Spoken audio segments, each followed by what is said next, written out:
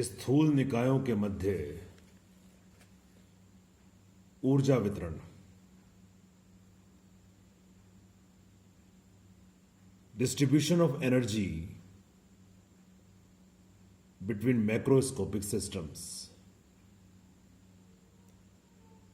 किन्हीं दो निकायों के बीच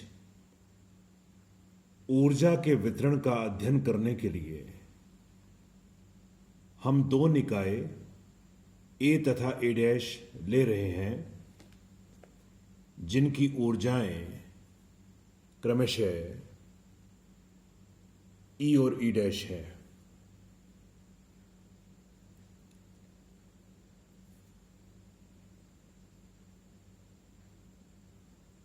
यदि इन दोनों निकाय परस्पर ऊष्मारोधित नहीं है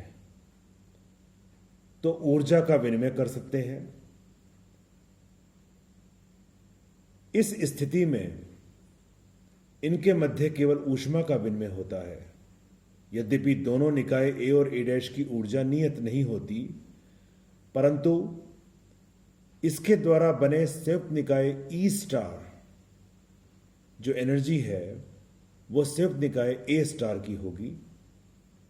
इस प्रकार से स्पष्ट है कि E plus E dash is equal to constant is equal to E star. यहां ई जो है वो पहले निकाय की एनर्जी है, ई डैश दूसरे निकाय की एनर्जी है, और ई स्टार जो इनके कॉम्बिनेशन से बना हुआ तंत्र है उसकी ऊर्जा है। इस प्रकार समीकरण एक से स्पष्ट है कि E dash is equal to E star minus ई।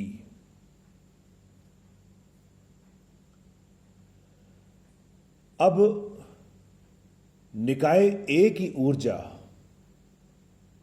को यदि हम डिस्क्रीट एनर्जी स्टेट्स में चेंज कर दें, यानी हम मान लें कि निकाय ए की जो ऊर्जा है उस ऊर्जा के जो ऊर्जा स्तर हैं वो बहुत सारे विविक्त ऊर्जा स्तर हैं, डिस्क्रीट एनर्जी स्टेट्स हैं। इस स्थिति में संयुक्त निकाय के अभिगम में सूक्ष्म अवस्थाओं की संख्या मान लीजिए ओमेगा स्टार ई है। अतः प्रायिकता के सिद्धांत के अनुसार PE is equal to C omega star E, जो समीकरण 3 हमें प्राप्त होती है। यहां पर सी समानुपाती नियतांक है जो ऊर्जा ई पर निर्भर नहीं करता, परंतु संयुक्त निकाय की कुल अभिगम्य अवस्थाओं के व्युत्क्रम को व्यक्त करता है। इस प्रकार PE is equal to omega star E as it is, और सी के स्थान पर हम लिख रहे हैं 1 upon summation E omega star ई।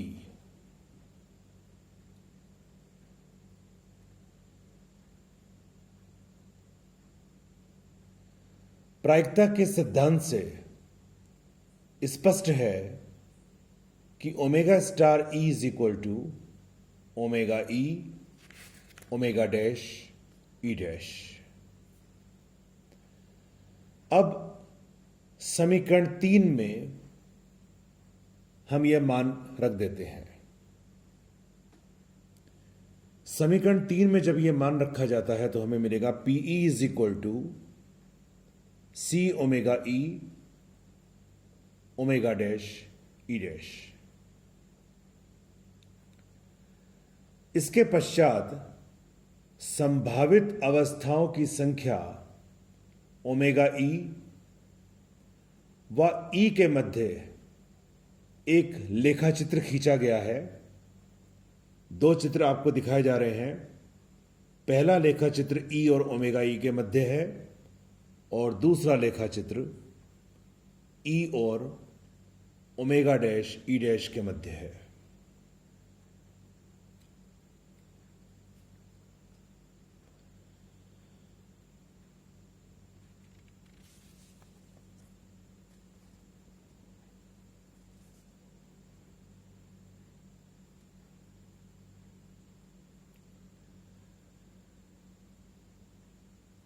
अब पी के अध्ययन की तुलना में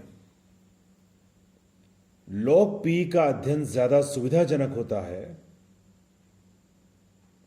इस कारण हम समीकरण 5 के दोनों पक्षों में लॉगरिथम लेते हैं, तो हमें समीकरण 6 प्राप्त हो रही है।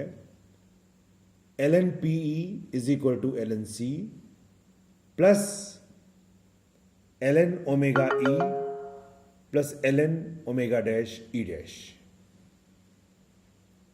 एक रेखा चित्र प्राप्त किया गया है। PE और E के मध्य जो रेखा चित्र आप देख रहे हैं, इसके शार्प बिंदु को देखिए। इस शार्प बिंदु पर E is equal to E dash है, जहां PE is equal to PE max होगा। यानी PE का मान जो होगा वो अधिकतम होगा। कहां पर होगा? टॉप पर जो शार्प बिंदु दिखाया गया है। कहने का मतलब यह हुआ कि del upon del E logarithm PE is equal to 1 upon PE del upon del PE del E when E is equal to E dash is equal to 0। इस प्रकार जब हम आगे डिफरेंशियल करते हैं तो हमें अगला स्टेप मिलता है del upon del E ln PE is equal to del upon del E ln C plus del upon del E ln omega E plus del upon del E ln omega dash E dash is equal to 0। क्योंकि maximum स्थिति में इसका जो अवकलन E के respect में होगा वो 0 हो जाएगा।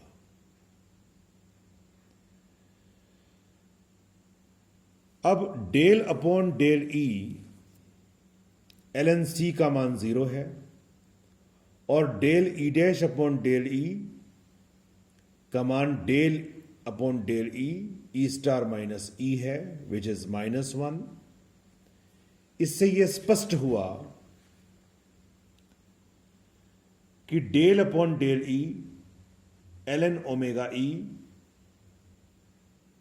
Plus del upon del E dash ln omega dash E dash del E dash upon del E is equal to 0। अर्थात del upon del E ln omega E is equal to del upon del E dash ln omega dash E dash. तो इस प्रकार से हमें equation 8 प्राप्त हो रही है।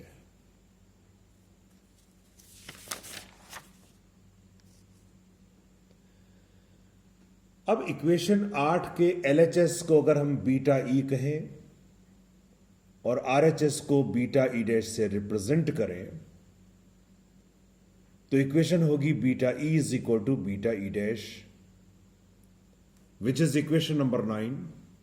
यहां बीटा E का जो वैल्यू है वह है del upon del E ln omega E और बीटा E डैश जो है वो del upon del E dash ln omega dash E dash. This B is actually parameter.